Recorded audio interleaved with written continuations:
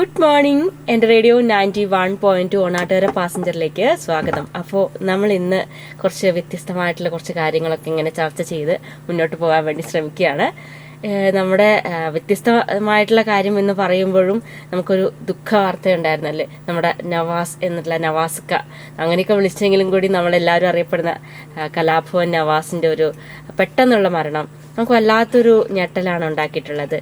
ആ ഒരു വാർത്ത കേട്ടതിന് ശേഷം കുറേയേറെ ആളുകൾക്ക് ആ ഒരു എന്ന് വെച്ചാൽ നമ്മൾ ഷൂട്ടിംഗ് ലൊക്കേഷനിൽ കൂടെ ഉണ്ടായിരുന്ന ആളുകൾക്ക് തന്നെ പുറത്തെത്തിയപ്പോൾ കുറച്ച് കഴിഞ്ഞപ്പോൾ അയ്യോ ആളില്ല എന്നുള്ളത് വിശ്വസിക്കാൻ വേണ്ടി പറ്റുന്നില്ല. അത്തരത്തിലുള്ളൊരു സമയത്ത് അതുപോലെ നമ്മൾ അവരുടെ ഒരു വേർപാടിന് ശേഷം കുറേ ആളുകളുടെ ഫേസ്ബുക്ക് പോസ്റ്റുകളും അല്ലാതെയുള്ള സോഷ്യൽ മീഡിയയിലുള്ള പല പോസ്റ്റുകളും ഇപ്പോൾ വരുന്നത് എങ്ങനെയാണെന്ന് വെച്ചാൽ ആൾ എത്രത്തോളം അങ്ങനെ സൗഹൃദങ്ങളെ കൂട്ടിച്ചേർത്ത് കൊണ്ടുവരുന്ന ഒരാളായിരുന്നു. അദ്ദേഹത്തിൻ്റെ ഒരു എന്താ പറയുക, ഒരു നമ്മുടെ ഒരാളോട് ഫ്രീ ആയിട്ട് പെരുമാറുന്നതോ ആ ഒരു ആളോടുള്ളൊരു അടുപ്പോ ഒക്കെ ആ ഒരു മരണശേഷം നമ്മളിങ്ങനെ അദ്ദേഹത്തിനെ വാഴ്ത്തിപ്പാടുകയാണ്.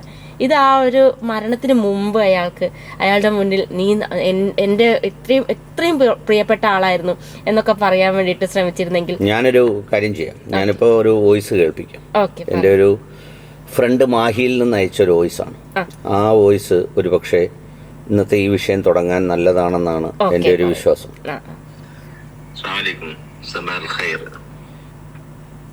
ഞാൻ ഇന്ന് രാവിലെ 5 മണിക്ക് എഴുന്നേറ്റിട്ട് ഫജർ നമസ്കാരം കഴിഞ്ഞ് നേരെ പോയ കേക്ക് എടുക്കാനാ. കേക്ക് കഴിച്ചു, രാവിലെ തന്നെ വെള്ളം കുടിച്ചു. അപ്പൊ അത്രയും ആ കേക്ക് എന്നെ സ്വാധീനിച്ചിട്ടുണ്ട്. അതിന്റെ കേക്കിന്റെ രുചി മാത്രമേ ഞാൻ തോന്നുന്നു, അതിനകത്ത് നമ്മളെ സ്നേഹത്തിന്റെ രുചിയും കൂടി ഉണ്ട്. അതുകൊണ്ടാണ് അത് അത്രയും എന്നെ സ്വാധീനിച്ചിരിക്കുന്നത്.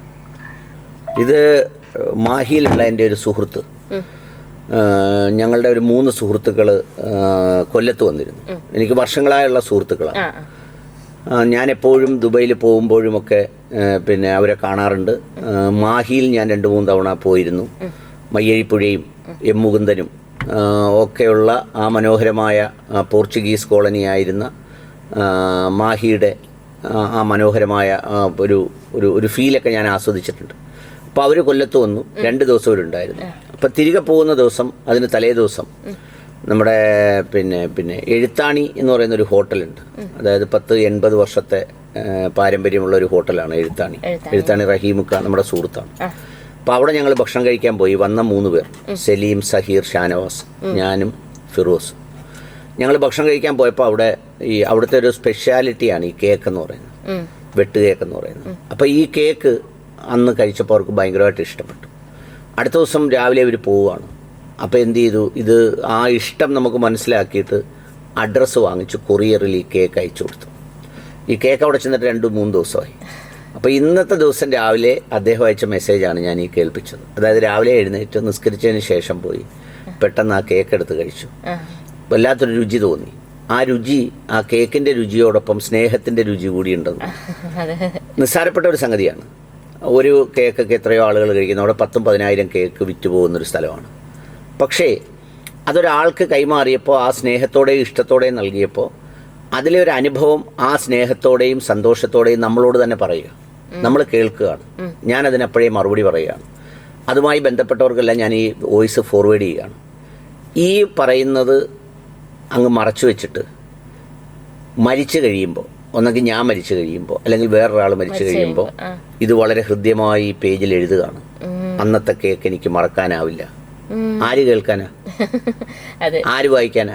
മനുഷ്യർക്ക് സ്നേഹം വേണ്ടത് എപ്പോഴാ? മനുഷ്യർക്ക് ഒരാളിനെ ഇഷ്ടപ്പെടുന്നു, നിന്നോട് എനിക്ക് ഇഷ്ടമാണ്, സന്തോഷമാണ് എന്ന് പറഞ്ഞു കേൾക്കാൻ ആഗ്രഹിക്കുന്നത് ഈ ഭൂമിയിലെ ജീവിതത്തിലാണ്. മരണപ്പെട്ട് കഴിഞ്ഞ് വേറൊരു ലോകത്തേക്ക് പോയിട്ടുള്ള അനുഭവങ്ങളെ സംബന്ധിച്ച് നമ്മൾ കേട്ടുകേൾവിയേ ഉള്ളൂ, പറഞ്ഞതേ ഉള്ളൂ, അല്ലെങ്കിൽ ഈ പറയുന്ന ആത്മീയ ഗ്രന്ഥങ്ങളിൽ നമ്മൾ വായിച്ചിട്ടേ ഉള്ളൂ. പക്ഷെ അതിനപ്പുറത്ത് ഇത് അനുഭവിക്കേണ്ടത് ഈ ഭൂമിയിലാണ് നമ്മൾ പോകുന്നതിന് മുമ്പ്. അപ്പോൾ ആ ഒരു അനുഭവം ജീവിച്ചിരിക്കുമ്പോൾ പറയേണ്ടത് വളരെ അത്യാവശ്യമാണ്. 50% പറയണം, കുറഞ്ഞ പക്ഷം 100 പറയണമെന്നാണ് എൻ്റെ പക്ഷം. പക്ഷെ ഞാനതിലൊരു ഡിസ്കൗണ്ട് ഇട്ട് പറയുകയാണ്, 50% ഉറക്കെ പറയണം നമ്മുടെ സുഹൃത്തുക്കളോട്. നിന്നെ എനിക്ക് ഇന്ന കാര്യം കൊണ്ട് ഒത്തിരി ഇഷ്ടമാണ്, നീ എന്നെ ജീവിതത്തിൽ ഈ ഘട്ടത്തിൽ ചേർത്ത് പിടിച്ചത് എനിക്ക് വല്ലാത്തൊരു അനുഭവമായിരുന്നു. ആ നീൻ്റെ ഒരു സപ്പോർട്ടും പിന്തുണയും എനിക്കില്ലായിരുന്നെങ്കിൽ ഈ പറയുന്ന ജീവിതം വേറൊരു തരത്തിലേക്കായി പോകുമായിരുന്നു. ഇന്ന് കണ്ടുവരുന്ന ഒരു സംഗതി എന്താണെന്ന് വെച്ചാൽ, ഇത് എഴുതാനായി പറയാനായി മരിക്കുന്നത് വരെ കാത്തിരിക്കും. എന്നിട്ട് മരിച്ചങ്ങോട്ട് കഴിഞ്ഞു എന്ന് ഉറപ്പ് വരുത്തുമ്പോഴത്തേക്ക് പിന്നെ കോപ്പി പേസ്റ്റും അല്ലാത്തതും ഒക്കെ വെച്ച് എഴുതി വിടുക. അപ്പോൾ ഇതിൽ നിങ്ങളുടെ അഭിപ്രായം എന്താണെന്ന് അറിയണം. ഒപ്പം നിങ്ങളുടെ ഏറ്റവും പ്രിയപ്പെട്ട സുഹൃത്തിനെ കുറിച്ച്, മരിച്ചുപോയെങ്കിലും പറഞ്ഞോളൂ, പക്ഷെ ജീവിച്ചിരിക്കുന്നവരെ കുറിച്ച് ചില അനുഭവങ്ങൾ, ഓർമ്മകൾ പറയാനുണ്ടെങ്കിൽ നിങ്ങൾക്ക് പറയാം. വളരെ ചുരുക്കി പറയാം. എൻ്റെ ഒരു കൂട്ടുകാരൻ അല്ലെങ്കിൽ കൂട്ടുകാരി, നിങ്ങൾക്ക് പേര് വേണമെങ്കിൽ പറയാം, പേര് പറയാതിരിക്കാം. ഏതെങ്കിലും ജീവിതത്തിൻ്റെ ഒരു ഘട്ടത്തിൽ, ചിലപ്പോൾ കൗമാരത്തിൽ, അല്ലെങ്കിൽ യൗവനത്തിൽ, അല്ലെങ്കിൽ മധ്യവയസ്സിൻ്റെ ജീവിതഘട്ടത്തിൽ, ചിലപ്പോൾ പ്രവാസി ലോകത്ത്, അല്ലെങ്കിൽ അയൽപ്പക്ക ബന്ധത്തിൽ, അല്ലെങ്കിൽ തൊഴിൽ ബന്ധത്തിൽ, അല്ലെങ്കിൽ വേറെന്തെങ്കിലും ഒരു ഇടപാട്, അച്ഛനും അമ്മയും വലിയ സുഹൃത്തുക്കളായിട്ടുള്ള ആളുകളുണ്ട്. പക്ഷേ അച്ഛനും അമ്മയിലേക്ക് അത് ഡൈവേർട്ട് ചെയ്താൽ അതൊരു എന്താ പറയുന്നത്, സാധാരണ നമ്മൾ മാതൃദിനത്തിലും പിതൃദിനത്തിലും പറയുന്ന പോലത്തെ സംഗതിയാണ്. ഈ അച്ഛന്റെ അമ്മയുടെ ഒക്കെ സുഹൃത്തുക്കളുമായിട്ട് നമുക്ക് വലിയ അതുണ്ടാവാം, അങ്ങനെ ഉണ്ടാവാം. ഞാൻ പറഞ്ഞത് നമ്മുടെ ഒരു കോമൺ സർക്കിളിന് പുറത്തുള്ള ഒരു സുഹൃത്തിനെ നമുക്ക് കിട്ടുക. ഈ കോമൺ സർക്കിളിലുള്ള ആളുകളെന്ന് പറയുമ്പോൾ നമ്മൾ 24/7 അവരോടൊപ്പം ജീവിക്കുകയാണ്, അവരെ നമ്മൾ കാണുകയാണ്, അവരോട് ഇൻറ്ററാക്ട് ചെയ്യുകയാണ്. പക്ഷെ അങ്ങനെ അല്ലാത്ത ചില സുഹൃത്തുക്കളുണ്ട്. നമ്മുടെ ജീവിതത്തിൻ്റെ ഏതെങ്കിലും ഘട്ടങ്ങളിൽ അവർ നമ്മളിലേക്ക് കടന്നു വരുന്നു, ഒരു അനുഭവമായി അല്ലെങ്കിൽ ഏതെങ്കിലും ഒരു സംഗതിയായി വരുന്നു. എന്നിട്ട് അവർ നമ്മളെ പഠിപ്പിച്ച, അല്ലെങ്കിൽ അവരിൽ നിന്ന് നമ്മൾ പഠിച്ച, അല്ലെങ്കിൽ അങ്ങനെ ചേർന്ന് പോയ, ചിലപ്പോൾ അത് സ്വാഭാവികമായ ജീവിത പ്രക്രിയയിൽ അകന്നു പോയിട്ടുണ്ടാവും. അത് കഴിഞ്ഞു, ആ ഘട്ടം കഴിഞ്ഞു. അത് കഴിഞ്ഞ് ചിലപ്പോൾ രണ്ടുപേരും വിവാഹം കഴിച്ച് 2 സ്ഥലത്തായി, അല്ലെങ്കിൽ ജോലിയിൽ 2 സ്ഥലത്തേക്ക് പോയി, അല്ലെങ്കിൽ അയൽ വീട്ടിൽ നിന്ന് അങ്ങനെ മാറി വേറൊരു സ്ഥലത്തേക്ക് പോയി. ഇങ്ങനെയൊക്കെ സംഭവിക്കാം. പക്ഷേ ഹലോ ഹലോ, നമസ്കാരം അനിൽ ചേട്ടാ. നമസ്കാരം. പറഞ്ഞോളൂ. സാറേ, പിന്നെ എന്റെ കുട്ടിക്കാലം തൊട്ടേ എന്റെ ഫ്രണ്ട്സിനെയൊക്കെ ഞാൻ വളരെ ആശ്വസിപ്പിക്കാറുണ്ടായിരുന്നു പല പല കാര്യങ്ങളിലും. അന്നേരം ഈ കുറെ കാലത്തിന് മുമ്പ് എന്റെ ഒരു കൂട്ടുകാരി, ഏറ്റവും അടുത്തൊരു കൂട്ടുകാരി എന്നെ കണ്ട് എന്നിട്ട് എന്നോട് പറഞ്ഞ്, നീ പറഞ്ഞ ആ വാക്കുകളൊക്കെ എനിക്ക് വളരെ സന്തോഷം പകർന്ന്, ഇന്ന് എനിക്ക് ആ ക്രിട്ടിക്കൽ അവസ്ഥയിൽ നീ എന്നെ കെട്ടിപ്പിടിച്ച് ഉമ്മ വെച്ച്, മോളെ എല്ലാം ശരിയാവും, നീ സമാധാനപ്പെടും, നിനക്ക് വലിയൊരു ജീവിതം കാത്തിരിപ്പുണ്ടെന്നൊക്കെ പറഞ്ഞായിരുന്നു. പക്ഷെ അവൾക്ക് അതേപോലൊരു ജീവിതം കിട്ടുകയും ചെയ്ത് അവൾ വളരെ ഹാപ്പി ആയിരുന്നു, വളരെ ഹാപ്പി ആയിരുന്നു. അങ്ങനെ ഇപ്പൊ ഈ അടുത്ത കാലങ്ങളിൽ ഇങ്ങനെ ഒരു അമ്മമാരൊക്കെ എന്നോട് വരുമായിരുന്നു. പല ഘട്ടങ്ങളിലും അമ്മമാരെ കാണുമ്പോൾ അമ്മമാരെന്നെ ഓടി വന്ന് കെട്ടിപ്പിടിച്ച് ഉമ്മ വെച്ചിട്ട് പറഞ്ഞു, നിന്റെ മോള് പറഞ്ഞ വാക്കുകളൊക്കെ എനിക്ക് ഒരുപാട് ആശ്വാസം പകർന്നു. ഇപ്പൊ ഞാൻ വളരെ സന്തോഷവതിയാണ് സാറേ. അത് കേൾക്കുമ്പോ തന്നെ ഭയങ്കര അനുഭൂതിയാ. ജീവിതത്തിൽ ഒരിക്കലും സാറ് പറഞ്ഞ അങ്ങനെ തന്നെ വേണം. ഓരോ മനുഷ്യന്റെ ക്രിട്ടിക്കൽ അവസ്ഥയിൽ ആത്മാർത്ഥമായിട്ട് അവർ മരിച്ചു കഴിഞ്ഞിട്ടല്ല പുകഴ്ത്തേണ്ടത്. അവര് ജീവിച്ചിരിക്കുമ്പോൾ തന്നെ നമ്മളോട് എന്ത് വന്ന് ആവശ്യപ്പെട്ടാലും കൊടുക്കാൻ പറ്റിയില്ലെങ്കിൽ നല്ലൊരു സ്നേഹവാക്ക് പറയുമ്പോൾ ജീവിതത്തിൽ അവർക്ക് ഏറ്റവും വലിയ ആശ്വാസമാണ്. അത് ഇപ്പോൾ ഇന്നത്തെ ദിവസം എല്ലാവർക്കും നല്ലതായിരിക്കട്ടെ. അത്തരത്തിൽ നമ്മൾ ആ ഒരു സന്തോഷം അവരുമായിട്ട് പങ്കുവെച്ചിട്ടില്ല എന്നുണ്ടെങ്കിൽ നമ്മൾ അവരുമായിട്ടുള്ള ആ സന്തോഷത്തിന് എന്താ അർത്ഥം അല്ലേ? അതെ, ഡെഫിനറ്റ്ലി. ഇപ്പൊ ഈ പാസഞ്ചർ ആദ്യമായി വിളിച്ച പാസഞ്ചർ പറഞ്ഞതുപോലെ ജീവിതത്തിന്റെ ഒരു അനുഭവമാണ് പറഞ്ഞത്. അതിൽ കുറച്ചുകൂടെ സ്പെസിഫിക് ആയാൽ കുറച്ചുകൂടെ മനോഹരമാണ്. അതായത് ഇപ്പം നമ്മൾ ഈ പറഞ്ഞ ബ്രോഡായി പറയുന്നതിന് പകരം ചില പ്രത്യേക സന്ദർഭത്തിൽ, ചില പ്രത്യേക സാഹചര്യങ്ങളിൽ നമ്മളോട് ഏറ്റവും പ്രിയപ്പെട്ട ഒരു പ്രതികരണം, അല്ലെങ്കിൽ ഏറ്റവും ഇഷ്ടപ്പെട്ട ഒരു പ്രതികരണം നമ്മുടെ മനസ്സിലിങ്ങനെ ഉണ്ടത് അവരോട് ഇത് തുറന്നു പറഞ്ഞിട്ടില്ല. നമുക്കങ്ങനെ പലപ്പോഴും അങ്ങനെയാണല്ലോ. ഇപ്പോൾ എനിക്ക് ഏറ്റവും പ്രിയപ്പെട്ട ഒരാളിനോട് അവൻ ജീവിച്ചിരിക്കുമ്പോൾ, അല്ലെങ്കിൽ അവൾ ജീവിച്ചിരിക്കുമ്പോൾ അവരോട് എൻ്റെ ഒരു റിയൽ ഫീൽ എന്താണ് എന്നുള്ളത് എക്സ്പ്രസ് ചെയ്യാൻ നമുക്ക് വലിയ മടിയാണ്. അത് നമ്മളെന്തോ ഇല്ല, എന്താ പറയുന്നത്, റേഷൻ കടയിൽ സാധനങ്ങൾ വിൽക്കുന്ന പോലെ ഒരു കോട്ടാ സമ്പ്രദായത്തിലാണ് നമ്മൾ കൊടുക്കുന്നത്. മരണപ്പെട്ടു എന്നറിയുമ്പോഴത്തേക്ക് പിന്നെ നമ്മുടെ ഒരു ചരടങ്ങ് പൊട്ടുക. പിന്നെ നമ്മൾ അങ്ങോട്ട് എഴുതുകയാണ്, ഇഷ്ടം പോലെ അങ്ങോട്ട് എഴുതുക.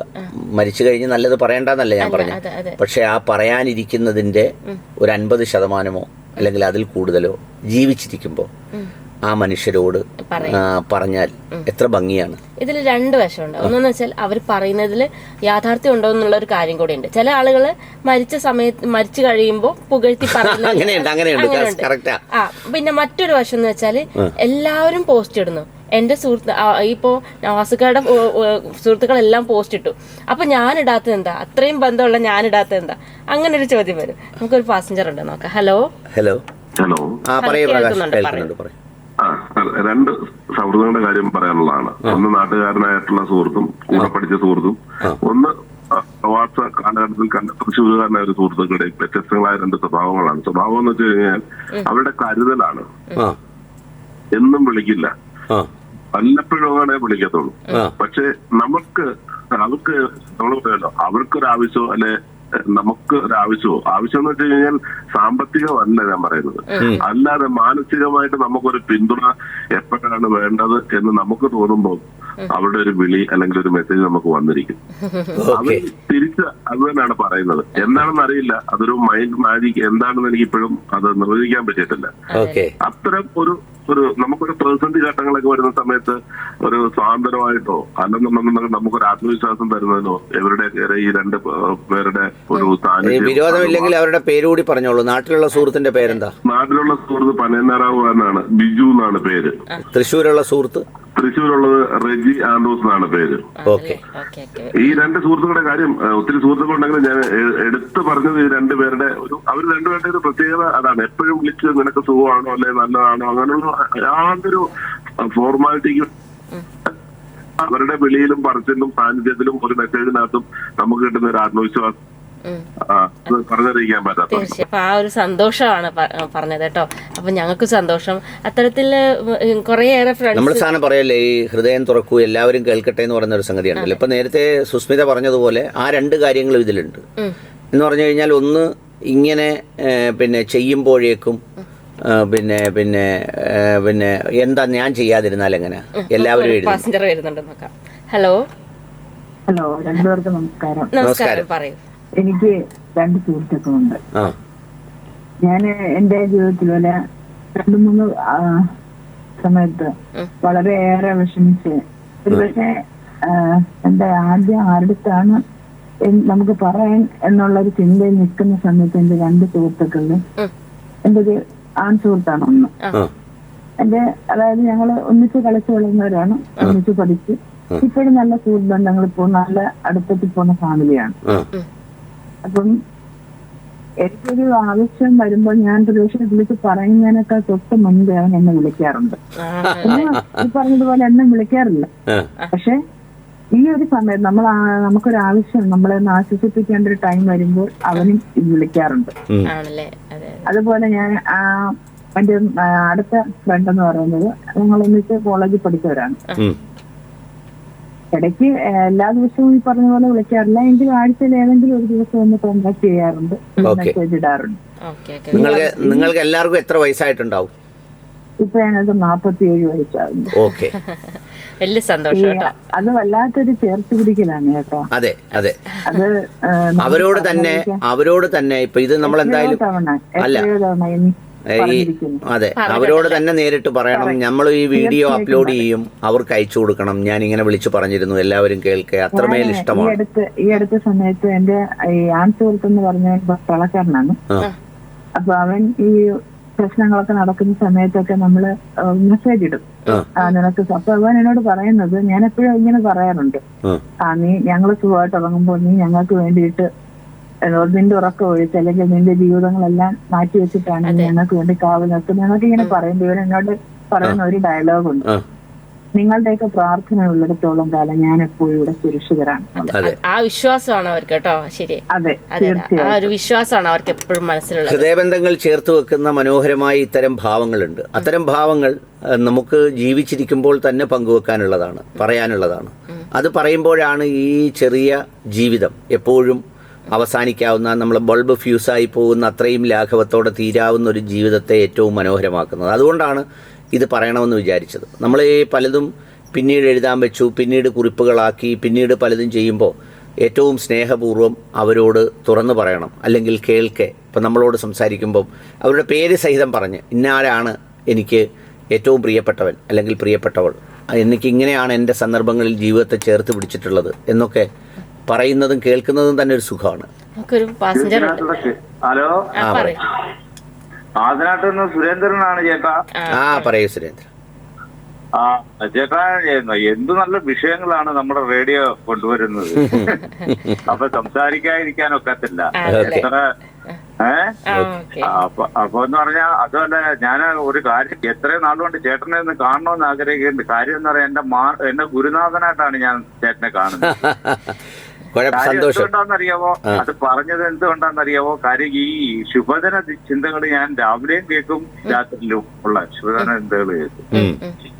അതിൽ നിന്ന് നമുക്ക് പലതും പഠിക്കാനുണ്ട്. അപ്പൊ ഗുരുവായിട്ടാണ് കാണുന്നത്. സന്തോഷം.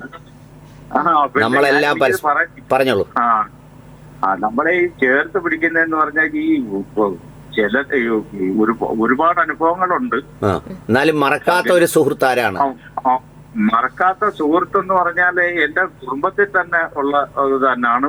സുഹൃത്തുക്കളുണ്ട്, എങ്കിലും ഈ അടുത്ത സമയത്ത് നമുക്ക് മറക്കാൻ കഴിയാത്ത ഒരു സംഭവം ഉണ്ട്. എന്റെ വീട് ജപ്തി ചെയ്ത് പോകേണ്ട കണ്ടീഷൻ ഇരിക്കുക.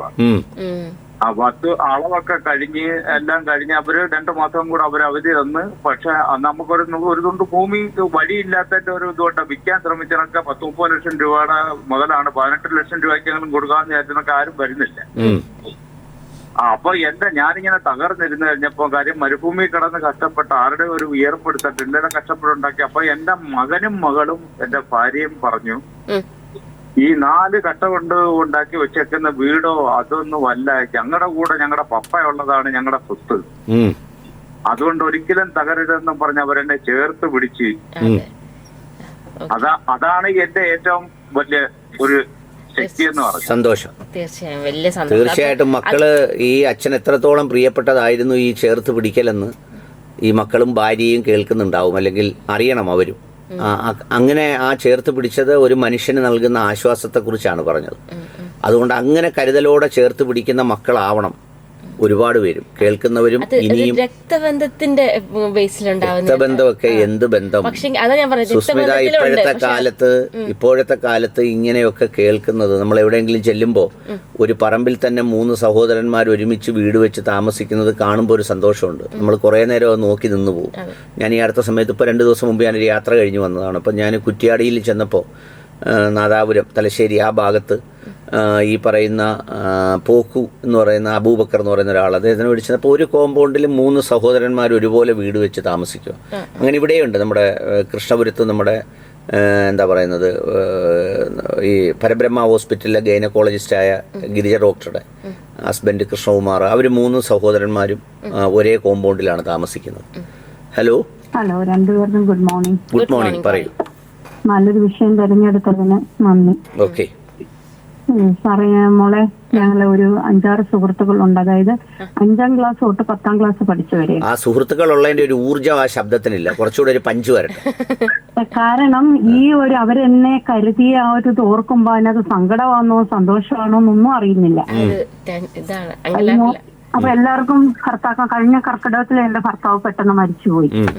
ഏകദേശം ഞങ്ങൾ 60 വയസ്സോട് അടുക്കുന്നു. അപ്പൊ ഈ 6 സുഹൃത്തുക്കളും എന്റെ ഞാനിപ്പോ ഒറ്റയ്ക്ക് താമസിക്കുന്ന 2 മക്കളും വിദേശത്താണ്. വിവരം അറിഞ്ഞ് ആ സുഹൃത്തുക്കളും അവരുടെ ഭർത്താക്കന്മാരും ആ നിമിഷം തന്നെ ഓടി വന്ന് ഫ്യൂണറൽ ഒരു 5 ദിവസം കഴിഞ്ഞായിരുന്നു കുഞ്ഞുങ്ങൾ വരണം. ആ 5 ദിവസം വരെയുള്ള സകല കാര്യങ്ങളും അവരാണ് നിർവഹിച്ചത്. അപ്പം അവരോട് എന്റെ ഹൃദയമായിട്ടുള്ള ആ നന്ദിയാണോ സ്നേഹമാണോ കടപ്പാടാണോ അറിയില്ല. ഞങ്ങൾ ഈ 6 പേരും അന്ന് തൊട്ടേ ഇപ്പൊ 50 വർഷം ബാക്കാണ് ഞങ്ങളുടെ സുഹൃത്ത് ബന്ധം. ഞങ്ങള് സർവീസിലുള്ളവരുണ്ട്, അല്ലാത്തവരുണ്ട്. അപ്പം ഈ 6 മാസത്തിലൊരിക്കൽ ഞങ്ങൾ ടൂറ് പോകും, ഒരുമിച്ച് താമസിക്കും. അതുങ്ങളെ ഉൾപ്പെടുത്തത്തില്ല എന്ന് വെച്ചാൽ വേണ്ടാഞ്ഞിട്ടല്ല, ഞങ്ങളുടെ ഹൃദയകാര്യങ്ങള് ഞങ്ങളുടെ കുഞ്ഞുങ്ങളെക്കാട്ടിലുപരിയായിട്ട്, ബന്ധുക്കളിലുപരിയായിട്ട്, രക്തത്തിലുപരിയായിട്ട് അറിയാവുന്ന ഈ സുഹൃത്തുക്കൾക്ക് ഏത് സീക്രട്ടും ഒരാൾക്കൊരു പ്രയാസം വരുമ്പോൾ മറ്റേയാള് ഒരു കടം വാങ്ങിക്കണമെങ്കിലും അത് രവി അറിയാതെ കാര്യങ്ങൾ അങ്ങോട്ടും ഇങ്ങോട്ടും നടന്നു കഴിഞ്ഞു. ഇപ്പോഴും റീസെന്റ് അപ്പൊ എന്നെ പിടിച്ചുയർത്തിയത് എന്റെ സങ്കടത്തിൽ നിന്ന്, എന്റെ പ്രയാസത്തിൽ നിന്ന് എന്നെ നിൽക്കാൻ അനുവദിച്ചത് ഈ സുഹൃത്തുക്കൾ തന്നെയാണ്. അപ്പൊ അത്തരത്തിൽ നമുക്ക് ആ ഒരു ചേച്ചിയുടെ ആ ഒരു സന്തോഷം നമ്മൾ അറിയാം. എന്ന് വെച്ചാലേ എത്രമാത്രം നമ്മൾ അവരുടെ ആ ഒരു സന്തോഷം പ്രകടിപ്പിക്കാൻ വേണ്ടി ശ്രമിക്കുന്നുണ്ട്, അത്രത്തോളം അവർക്ക് ഒരു എനർജി ഇങ്ങനെ കൂടിക്കൂടി വരിക. ആദ്യം സാറ് പറഞ്ഞല്ലോ എനർജി കുറഞ്ഞെന്ന്. അല്ല, നമ്മൾ ഈ പറഞ്ഞതുപോലെ വളരെ റിച്ചായിട്ടുള്ള സൗഹൃദങ്ങൾ അല്ലെങ്കിൽ ബലിഷ്ഠമായ സൗഹൃദങ്ങൾ, അത്തരം ബന്ധങ്ങളുള്ളവർക്ക് കുറച്ചുകൂടി ഒരു വൈബ് ഊർജ്ജം ഉണ്ടാവും തോന്നാറുണ്ട്. മനുഷ്യനൊക്കെ പ്രതിസന്ധി ഉണ്ടാവും, പ്രയാസങ്ങളുണ്ടാവും, അപ്രതീക്ഷിതമായ ടേൺ റൗണ്ടുകൾ ഉണ്ടാവും. ആ ഉണ്ടാകുമ്പോഴൊക്കെ നമ്മളെ ചേർത്ത് പിടിക്കാൻ, നമ്മളോടൊപ്പം നിൽക്കാൻ, അല്ലെങ്കിൽ നമ്മളുടെ ഭാഗമായി തീരാൻ ആരെങ്കിലും ഒരാളുണ്ട്, അല്ലെങ്കിൽ നമുക്ക് പറയാനൊരിടമുണ്ട് എന്ന് പറയുന്നത് ഏറ്റവും മനോഹരമായ നിമിഷങ്ങളിലൊന്നാണ് ജീവിതത്തിന്റെ. അതൊക്കെ മരിച്ചു കഴിഞ്ഞ് എഴുതാനുള്ളതല്ല, ജീവിച്ചിരിക്കുമ്പോൾ ഉറക്കെ പറയാനുള്ളത്. അതെ, ഞാൻ പറഞ്ഞു വന്നത് രക്തബന്ധത്തിന്റെ പുറത്ത് നമുക്ക് ഓരോരോ ബന്ധങ്ങളുണ്ടാവും. അത് എൻ്റെ അച്ഛനാണ്, എൻ്റെ അമ്മയാണ്. അത് പക്ഷേങ്കിൽ അതിനപ്പുറത്തേക്ക് ഒരു എന്താ പറയുക ചേഷ്ടകളും ഒന്നുമില്ലാതെ, ഒരു വ്യവസ്ഥകളും ഇല്ലാതെ നമ്മൾ എപ്പോഴോ കണ്ടുമുട്ടി പിന്നെ നമുക്ക് ഒരിക്കലും അകലാൻ പറ്റാത്ത രീതിയിൽ നമ്മുടെ മനസ്സുകൊണ്ട് കേട്ടോ, നമ്മൾ ചിലപ്പോൾ വേറെ വേറെ സ്ഥലങ്ങളിലൊക്കെ ആയിരിക്കും, പക്ഷെ മനസ്സുകൊണ്ട് ഒരിക്കലും നമുക്ക് അകലാൻ പറ്റുന്നില്ല എന്നുണ്ടെങ്കിൽ അത് തന്നെയാണ് ഏറ്റവും വലിയ സന്തോഷം. ഹലോ, നമസ്കാരം. കേൾക്കുന്നുണ്ടോ? കേൾക്കുന്നുണ്ട്, പറഞ്ഞോളൂ. ഞാനൊരു വ്യത്യസ്തമായ കഥ പറയുകയാണ്. ഞാൻ ചിലപ്പോൾ പറയാം, സ്പീഡിൽ പറയാം. എന്റെ റൂംമേറ്റ് ആയിട്ട് വന്നതാണ്. കൊച്ചിയിൽ ഞാൻ ജോലി ചെയ്യുമ്പോൾ ഗവൺമെന്റ് സർവീസിലായിരുന്നു, സർവേയർ ആയിരുന്നു. അപ്പൊ ഈ റൂമിൽ എന്ന് വെച്ചാൽ ഈ ഉറങ്ങേണ്ട ഒക്കെ കുറെ പേർക്ക് പ്രശ്നങ്ങളുണ്ട്. ഇദ്ദേഹം ഇരുന്ന് രാത്രി ഇരുന്ന് വരയ്ക്കുന്ന കാരണം അങ്ങനെയൊക്കെ വിഷയങ്ങളൊക്കെ ഉണ്ടായിരുന്നു. അപ്പൊ അതൊക്കെ ഞാനാണ് സോൾവ് ചെയ്ത് കൊടുത്തത്. വാർഡനോട്ടായിട്ട് വരച്ചു. കാരണം ഇവിടെ കുഞ്ഞിനെ കിട്ടാൻ വന്നത് 3 മാസം പ്രായമായ കുഞ്ഞിനെ കിട്ടാണ് വരുന്നത്. അപ്പൊ ഒരു 3 ദിവസം അഡ്ജസ്റ്റ് ചെയ്ത് ജോലി ചെയ്തിട്ട് ഓടി ശരി ഞാനൊക്കെ അത് കണക്കാക്കി 2 ദിവസം കൂടിയൊക്കെ ലീവാക്കിയൊക്കെ പോകും. അങ്ങനെയായിരുന്നു. അങ്ങനെ അവിടുന്ന് ട്രാൻസ്ഫർ ആയി കോഴിക്കോടിന് പോയി. കോഴിക്കോടിന് പോയതിനു ശേഷം പിന്നെ വലിയ അടുപ്പ ഞാനാണ് വെളുപ്പിന് ട്രെയിൻ 5 മണിക്ക് കൊണ്ടാക്കിയതൊക്കെ ഞാൻ തന്നെയാണ്. അപ്പൊ അതിനുശേഷം പിന്നീട് ഞങ്ങൾ തമ്മിൽ കാണുന്നില്ല. എന്നിട്ട് ഇടയ്ക്ക് വല്ലപ്പോഴും ഒന്ന് വിളിക്കും. അല്ലെങ്കിൽ ട്രാൻസ്ഫറായി ഇടുക്കിക്ക് വന്നപ്പോ വിളിച്ചു, പാടി ഇവിടൊക്കെ നല്ല സ്ഥലമാണ്, നമുക്ക് കാണാം എന്നൊക്കെ പറഞ്ഞു. ഞാൻ പോകാനൊന്നും എനിക്ക് സാഹചര്യങ്ങളിലേക്ക് പോകാൻ പറ്റത്തില്ല. പിന്നീട് ഞാൻ പുത്തൂർ വില്ലേജ് ഓഫീസിൽ ഞാൻ ജോലിക്ക് ജോയിൻ ചെയ്ത് ഉച്ചയ്ക്കാണ് കയറി ചെല്ലുന്നത്. അങ്ങോട്ട് കയറി ചെല്ലുമ്പോ ഒരാൾ ഓടി വന്ന് എന്നെ കെട്ടിപ്പിടിച്ചു. ഓഫീസിൽ നിന്ന് മൊത്തം കെട്ടിപ്പോയി. ഞങ്ങൾ തമ്മിൽ അറിയുമെന്ന് അവരാരും അറിയുന്നില്ല. അങ്ങോട്ട് കയറി ചെല്ലുന്നതേ ഉള്ളൂ. അതൊരു വല്ലാത്തൊരു വേറിട്ട അനുഭവമായിരുന്നു. അവരോട് നേരിട്ട് പറയാറുണ്ടോ? അവരോട് നേരിട്ട് പറയാറുണ്ടോ നീ എനിക്ക് അത്രമേൽ പ്രിയപ്പെട്ടതാണെന്ന് പറയാറുണ്ടോ? അങ്ങനെയല്ല, വളരെ യാദൃശ്യമായിട്ട് ഇവിടെ കോഴിക്കോടിന് പോയതിനു ശേഷം ഞാൻ കണ്ടിട്ടില്ലല്ലോ. അപ്പൊ അവള് ഇവിടെ യാദൃശ്യമായിട്ട് തമ്മിൽ കണ്ടപ്പോ ഓടി വന്ന് കെട്ടിപ്പിടിക്കുമ്പോ അവിടെ ഇരുന്നവരൊക്കെ ഞെട്ടിപ്പോയി. ഇതെങ്ങനെ ഇവര് തമ്മിൽ ഇങ്ങനെ പറ്റുന്നു. അപ്പൊ അത് കഴിഞ്ഞിട്ട് പിന്നെ എപ്പോഴൊക്കെയോ ഒന്ന് വിളിച്ചിട്ടുണ്ട്, അത്രേ ഉള്ളൂ. ശേഷം ഇപ്പൊ അവൾ എന്നെ ഈ അടുത്തൊന്ന് വിളിച്ചിട്ട് ചിരിച്ചോണ്ട് എന്നെ വിളിച്ചിട്ട് പറഞ്ഞ് വേദനിപ്പിക്കുന്ന ഒരു വിഷയമാണ്. ചിരിച്ചോണ്ട് എന്നോട് പറയാം, എനിക്ക് ബ്ലഡ് ക്യാൻസർ ആണ്. ഞാൻ കുറെ വഴക്ക് പറയും. ഇന്ന് തമാശ പറയുന്നൊരു സ്വഭാവമുണ്ട്. അപ്പൊ അതെനിക്ക് വല്ലാതെ ഫീൽ. ഞാൻ കുറെ വഴക്കൊക്കെ ഫോണിൽ കൂടി പറയാണ്, നിനക്ക് എപ്പോഴും ഇങ്ങനെ അനാവശ്യ വർത്താനം പറച്ചിലുണ്ടെന്നാലും പറഞ്ഞ അല്ലടി ഞാൻ ഇങ്ങനെ ഹോസ്പിറ്റൽ ട്രീറ്റ്മെന്റിലാണ് എന്ന് പറഞ്ഞു. ഞാൻ ആ ഫോൺ പിടിച്ചപ്പോൾ ഇങ്ങനെ ഇരിക്കുന്നല്ല, എനിക്ക് ശബ്ദവും വരുന്നില്ല, എനിക്ക് ഒന്നും വരുന്നില്ല. എനിക്ക് പിന്നെ എന്തോ ഇരുന്നിട്ടല്ല. അത് കഴിഞ്ഞ് ഞാൻ 2-3 തവണ അങ്ങോട്ടൊക്കെ വിളിച്ചപ്പോഴും അവള് വളരെ ഹാപ്പിയാണ്. പക്ഷേ എന്നിട്ട് എന്നോട് പറഞ്ഞു, നീ എന്റെ കൂടെ വന്ന് 2 ദിവസം നിൽക്കുന്നു. പക്ഷെ എനിക്ക് അതിന് ധൈര്യമില്ല. എനിക്കിത് കാണാൻ വയ്യ. ആ ഒരു മാനസികാവസ്ഥയിലാണ് ഞാൻ. എന്നാലും കാണണം. കാരണം എന്താന്ന് വെച്ച് കഴിഞ്ഞാൽ ഇപ്പം നമ്മൾ ഈ പറയുന്ന പോലെ ഇതിനൊക്കെ ഒരു പ്രൊലോങ്ഡ് ട്രീറ്റ്മെന്റിനൊക്കെ ഉള്ള അവസരമുണ്ട്. ഈ ക്യാൻസറൊക്കെ ഒരുപാട് ടൈപ്പ് ഉണ്ട്. ചിലപ്പോൾ 10 വർഷം 15 വർഷമൊക്കെ മുന്നോട്ട് പോകാൻ കഴിയും. ചിലത് ഒരു പരിധി വരെ ട്രീറ്റബിൾ ആണ്. അങ്ങനെയൊക്കെ പറയുന്ന സംഗതിയുണ്ട്. അപ്പൊ അതുകൊണ്ട് 2-3 ദിവസം കൊണ്ട് എനിക്ക് വിളിക്കണം എന്ന് തോന്നുന്നുണ്ട്. എനിക്ക് ധൈര്യം പോരാ. ഇവരുടെ അവസ്ഥ എന്താണെന്ന് അത് കുഴപ്പമൊന്നുമില്ല. അതിനകത്ത് കാര്യമൊന്നുമില്ല. ധൈര്യമായിട്ട് കൂടെ പോയി നിൽക്കണം. സ്നേഹം, അതെ അതെ, ആ നമ്മൾ കൊടുക്കുന്ന സ്നേഹം അവർക്കൊരു വലിയ കരുത്താവും, വലിയൊരു സാന്ത്വനമാവും. അതെ അതെ, 2 ദിവസം നിൽക്കാൻ നമുക്ക് പിന്നെ തോന്നരുത്. എന്തായാലും മനുഷ്യരൊക്കെയും യാത്രയാവേണ്ടവരാണ്. അന്ന് വിളിച്ചിട്ട് എനിക്ക് 1-2 ദിവസം നിൽക്കാൻ കഴിഞ്ഞില്ല എന്ന് പറയുന്നൊരു ഫീലിംഗ് തോന്നരുത്. അതുകൊണ്ട് സുഹൃത്തുക്കളോടൊപ്പം ഈ പറഞ്ഞതുപോലെ അതിനുവേണ്ടി സമയം കണ്ടെത്തണം, ചെലവഴിക്കണം. ആ സന്തോഷങ്ങൾ പരസ്പരം പങ്കുവെക്കണം. ചില മനുഷ്യർ നന്നായി പറയും. ഇപ്പം നമ്മുടെ വീട്ടിൽ വന്ന് ഞാനൊക്കെ ഇതിൽ മോശമാണെന്ന് എനിക്ക് തോന്നിയിട്ടുണ്ട്. ഭക്ഷണം കഴിച്ചാൽ പിന്നെ ആ ഭക്ഷണം ഉണ്ടാക്കുന്ന വൈഫിനെ ആരാന്ന് വെച്ചാൽ വിളിച്ചിട്ട് ഭയങ്കര രുചിയുള്ള ഭക്ഷണമായിരുന്നു, നന്നായി ചെയ്തു, ഞങ്ങൾക്ക് ഒരുപാട് ഇഷ്ടപ്പെട്ടു എന്ന് പറയാറുണ്ട്. നമ്മൾ ചിലപ്പോൾ കഴിച്ചിട്ട് ആവൂന്നും പറഞ്ഞ് മൊബൈലും പിടിച്ചോണ്ട് ഇറങ്ങി തെക്കോട്ടങ്ങ് പോകും. ഈ മൊബൈലൊക്കെ വന്നതിന് ശേഷം മനുഷ്യന്റെ ഒരുതരം ഫീലിങ്സ് എല്ലാം ഈ മൊബൈൽ അങ്ങ് ആവാഹിച്ചെടുത്തു.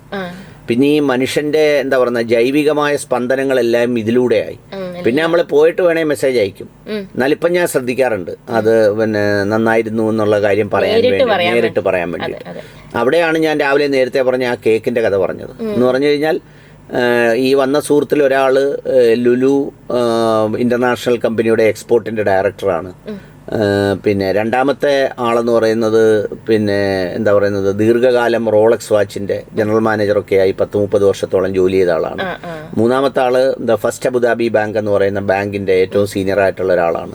അവരൊക്കെ ഒരുപാട് സാഹചര്യങ്ങളിൽ ജീവിച്ചിട്ടുള്ളതും ഒരുപാട് രാജ്യങ്ങളിൽ പോയിട്ടുള്ളതും. ഞാൻ ഈ ലുലുവിന്റെ ചുമതലയുള്ള സലീമിക്ക എന്ന് പറയുന്ന സുഹൃത്ത് എന്നൊക്കെ പറഞ്ഞാൽ എനിക്ക് തോന്നുന്നു 10-50 രാജ്യങ്ങളിലധികമൊക്കെ പോയിട്ടുണ്ടാകും. 10-50 രാജ്യങ്ങളിലൊക്കെ പോയിട്ടുണ്ടാകും. അപ്പോൾ അങ്ങനെ ഉണ്ടായിട്ട് പോലും അവർക്കൊരു ചെറിയ അനുഭവം എത്ര സന്തോഷത്തോടെ ആസ്വദിക്കുന്നു എന്ന് തോന്നാറുണ്ട്. അതുപോലെ തന്നെ അയൂബ് ഖാൻ എന്ന് പറയുന്ന വേറൊരു ഫ്രണ്ട് ഉണ്ട്. അദ്ദേഹവും ഈ പറയുന്ന ഗ്രാൻഡ് ഹൈപ്പർ മാർട്ടിന്റെ പാർട്ട്ണറാണ്. നല്ലൊരു മനുഷ്യനാണ്. ഈ പറഞ്ഞ പോലെ രാവിലെ കിട്ടിയാൽ രാത്രി വരെയും നമ്മളെ ഇങ്ങനെ എൻഗേജ് ചെയ്ത് എൻജോയ് ചെയ്ത് ഇങ്ങനെ എന്താ പറയുന്നത് ഏറ്റവും മനോഹരമായ നിമിഷങ്ങൾ ഇങ്ങനെ നൽകി പോകുന്ന സുഹൃത്താണ്. അപ്പോൾ അങ്ങനെയൊക്കെയുള്ള മനുഷ്യരോട് നമുക്ക് ചേർന്ന് നിൽക്കാനും പറയാനും നമുക്കൊന്ന് ആലിംഗനം ചെയ്യാനും അവർക്കൊരു മുത്തം നൽകാനും അവരുടെ ഒരു ചുംബനം വാങ്ങാനും ഒക്കെ ഉള്ള അവസരം നഷ്ടപ്പെടുത്തുക എന്ന് പറയുന്നത് ജീവിതത്തിലെ വലിയൊരു നഷ്ടമാണ്. അങ്ങനെ ഉണ്ടാകട്ടെ, അതിനൊരു ഭാഗ്യം എന്നും ഉണ്ടാകട്ടെ. നമുക്കൊരു പാസഞ്ചർ ഉണ്ട് കേട്ടോ. ഹലോ ഹലോ, നമസ്കാരം. നമസ്കാരം, പറയൂ. ചില പ്രതിസന്ധി സമയങ്ങളിൽ സുഹൃത്തുക്കളും ഒക്കെ വന്ന കൂട്ടത്തിലും സഹായിച്ച കൂട്ടത്തിലും ഒക്കെ നമ്മളെ ഏറ്റവും കൂടുതൽ ഒരു സുഹൃത്ത് ബന്ധം ഉണ്ടായത് എഫ്എമ്മില. അത് നമുക്ക് മറക്കാനൊക്കത്തില്ല. ഒരുപാട് ആൾക്കാരെ പരിചയപ്പെടാനും പിന്നെ അതുവഴി പല പല സുഹൃത്ത് ബന്ധങ്ങളും ഉണ്ടായിട്ടുണ്ട്. അത് ഇപ്പോഴും ഉണ്ട്. അതങ്ങനെ പോകുന്നു.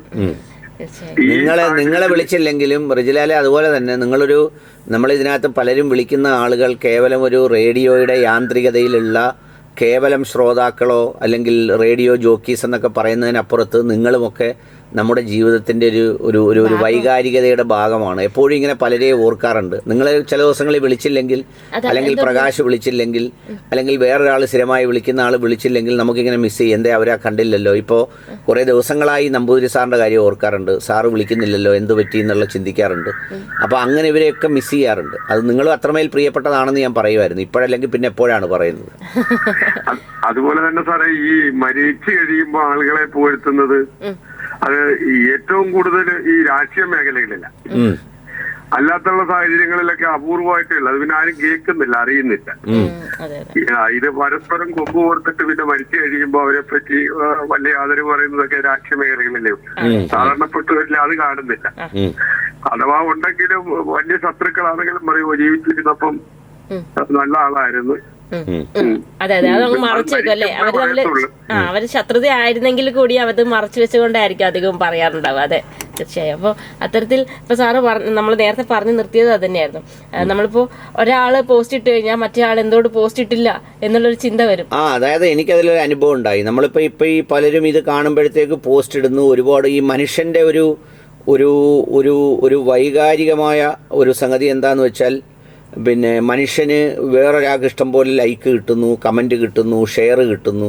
പണ്ടൊക്കെ ഷെയർ കിട്ടുക എന്ന് പറഞ്ഞു കഴിഞ്ഞാൽ ഈ എന്തെങ്കിലും സാമ്പത്തിക ഇൻവെസ്റ്റ്മെൻറ്റുകൾ നടത്തുമ്പോൾ കിട്ടുന്ന ഷെയറായിരുന്നു. ഇപ്പോൾ ആ ഷെയർ അല്ല, ഫേസ്ബുക്കിൽ ഇടുമ്പോൾ കിട്ടുന്ന ഷെയർ.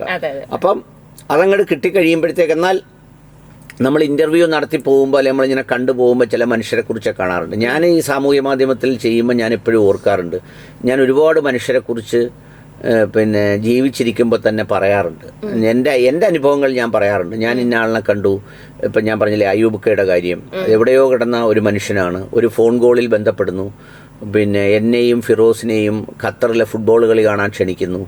ഞങ്ങളവിടെ ചെല്ലുന്നു. എയർപോർട്ടിൽ വെച്ച് കാണുമ്പോൾ ഞങ്ങളെ കാത്തു നിൽക്കുന്നു, കെട്ടിപ്പിടിക്കുന്നു.